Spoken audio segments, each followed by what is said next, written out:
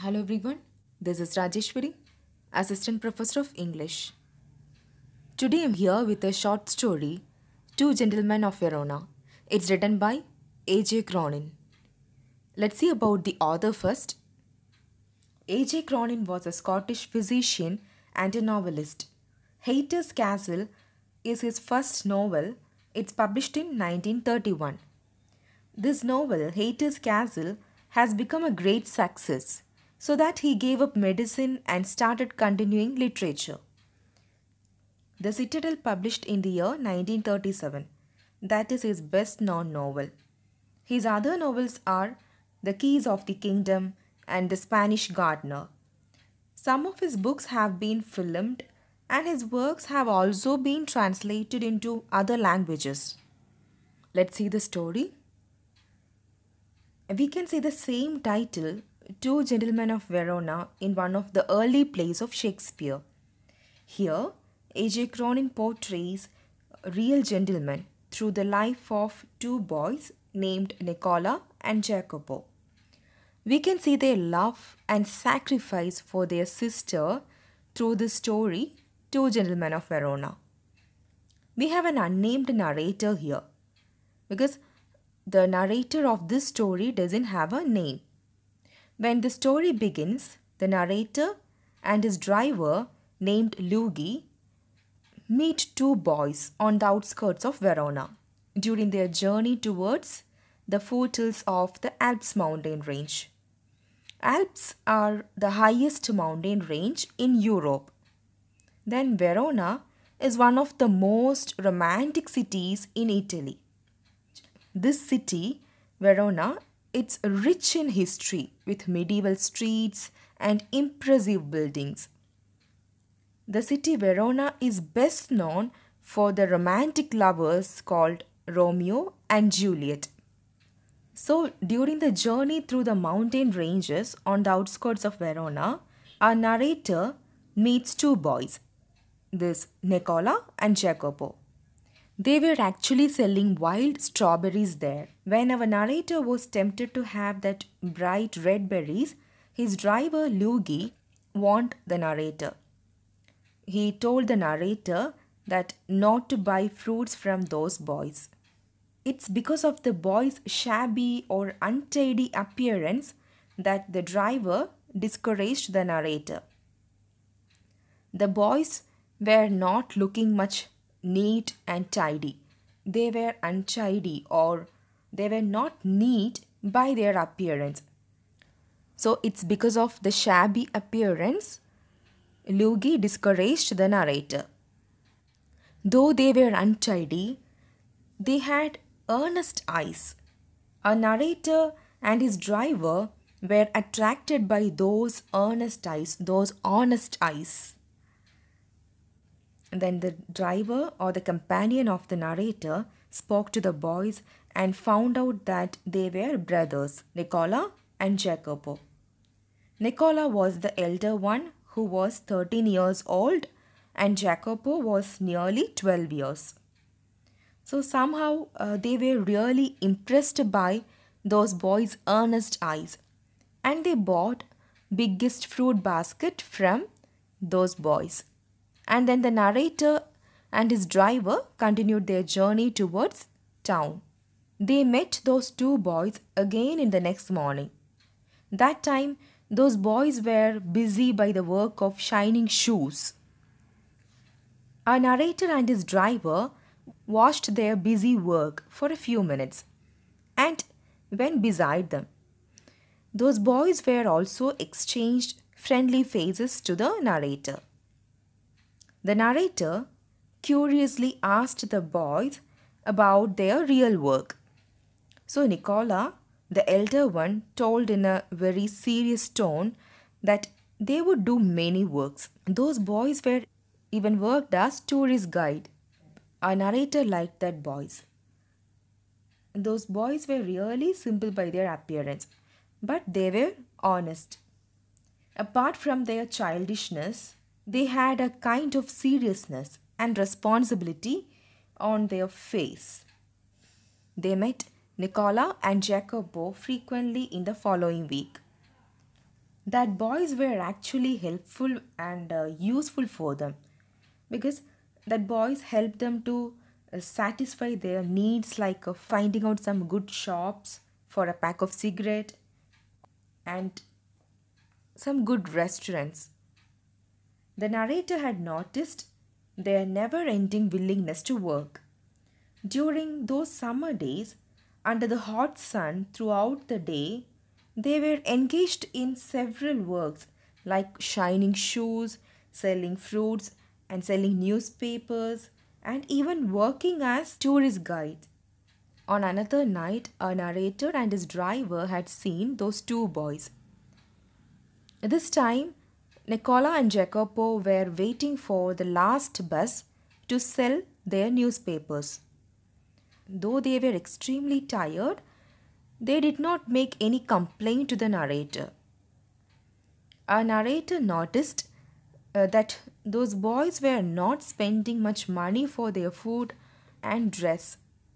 So, in the next morning, when he met the boys again, he just asked them directly that what did they do with the money which they earned, because our narrator had already noticed that these two boys were really working hard for earning money, and they are earning much good, but they are not at all spending sufficiently for their food or for their dress. So our narrator just asked the boys directly that really what are they doing with the money which they are earning. So Nicola replied politely but uncomfortably to the narrator that they have some other plans with the money which they are earning. Actually, Nicola did not tell him clearly about his plans, but he just told him that as plans. A narrator was always ready to help those two sincere and hardworking boys. So he expressed his willingness to help them before he leaving there on Monday. So when the narrator asked, Nicola just said no. But his brother Jacopo explained to the narrator that they wanted to go to the countryside named Poleta. Poleta is the name of a countryside. Usually, every Sunday, those boys would go to that countryside by hiring bicycles. Poleta, that countryside, which is 30 kilometers away from there. So now, when the narrator expressed his willingness to do something for those boys, Jacopo also expressed their need to go to the countryside by his car instead of hiring bicycles. So that's how they started their journey towards their destination, or towards that countryside Poleta. This time, a narrator was driving the car for them because he has already given the Sunday off to his driver Luigi. That following afternoon, they drove to the pretty village on the hillside. That village, Poleta, was extremely beautiful with the pine trees and blue lake. At last they reached at a large villa, and that villa was surrounded by high stone wall. When they reached the place, Nicola and Jacopo were eagerly came out of the car and informed the narrator that they would be back within an hour. Then they went into that large red-roofed villa. After a few minutes, the narrator also decided to go to that villa.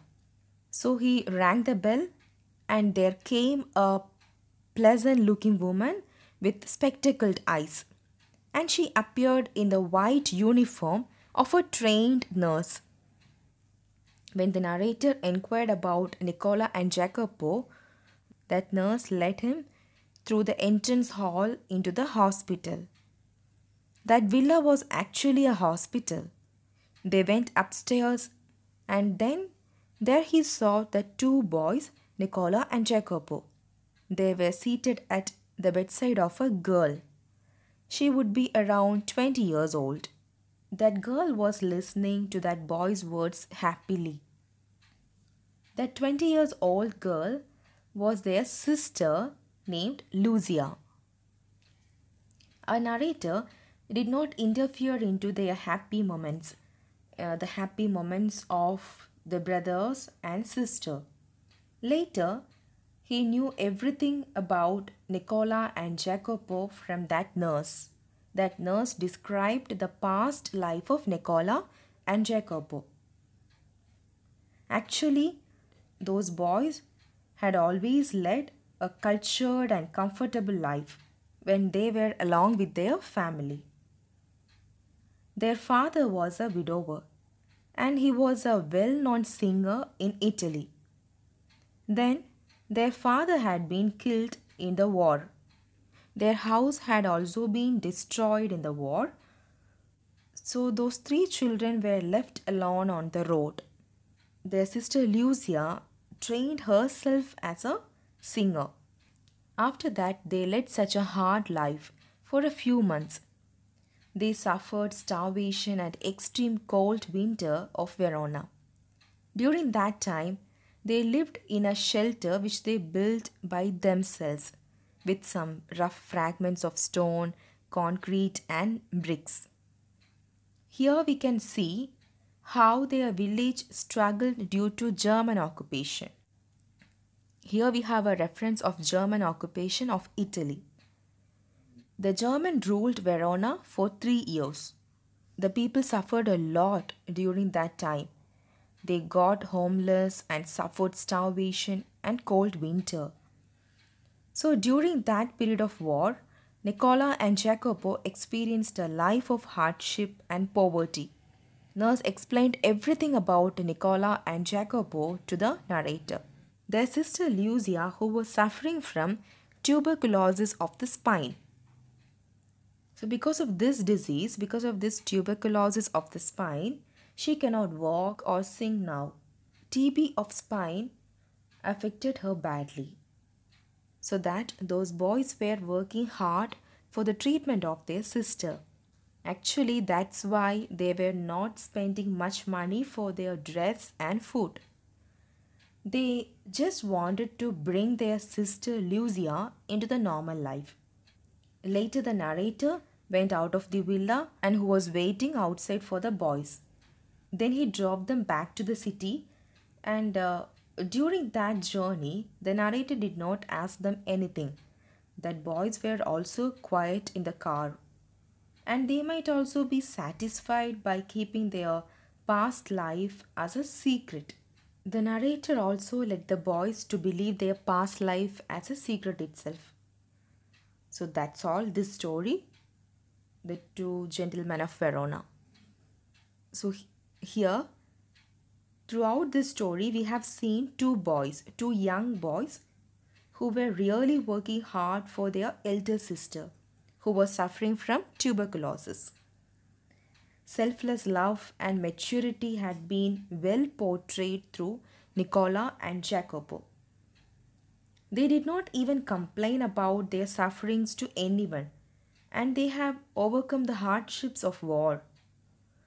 In each and every attempt, they were really trying hard to do all the possible works only for the sake of their sister.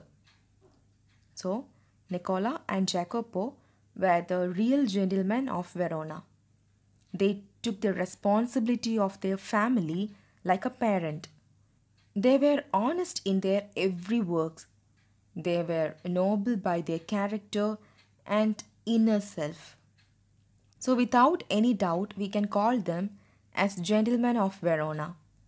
So, A.J. Cronin's Two Gentlemen of Verona will always be there in the mind of readers. Hope this would be helpful for you. If there is any doubts or queries, please leave it in the comment section below. Thanks for listening.